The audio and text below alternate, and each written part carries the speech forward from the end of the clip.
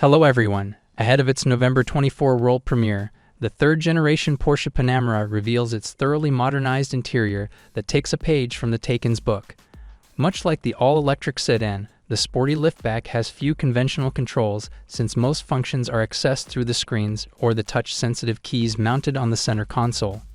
It boasts a 12.6-inch digital instrument cluster, joined by a center touchscreen and another display on the passenger side of the dashboard.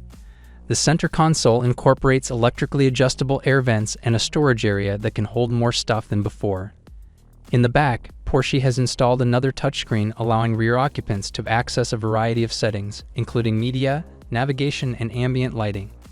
Much like the outgoing model, the new Panamera is getting a longer wheelbase executive variant with greater rear legroom and newly contoured seats for improved comfort during those long trips. For the first time in the model's history, there's a new leather-free upholstery option that combines Race-Tex and Pepita fabric. Although it's a big and heavy car that can comfortably seat at least 4 people, the revamped Panamera has a driver-centric cabin with most of the functions easily accessible. To that end, the driving mode selector is found on the steering wheel, which also incorporates the toggle switch for going through the menus on the digital instrument cluster. You can also operate the optional head-up display from the steering wheel. To the right of the steering wheel is the gear selector, and by moving it from its traditional spot, Porsche has decluttered the area between the front seats. Other changes include a continuous light strip and better seat foam materials.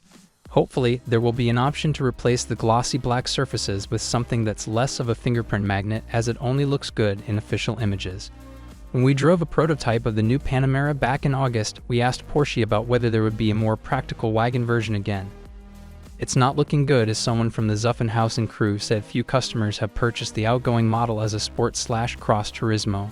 All 4 prototypes part of the Media Drive event organized in Spain were the hatchback. In addition, we don't remember seeing spy shots of a long roof model. If you enjoyed learning about the Porsche Panamera and want to see more exciting videos about cars, make sure to subscribe to our channel.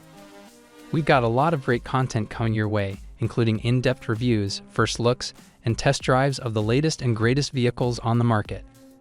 Don't miss out on the opportunity to stay up to date with the latest automotive news and trends, so hit that subscribe button and be sure to check out our other videos.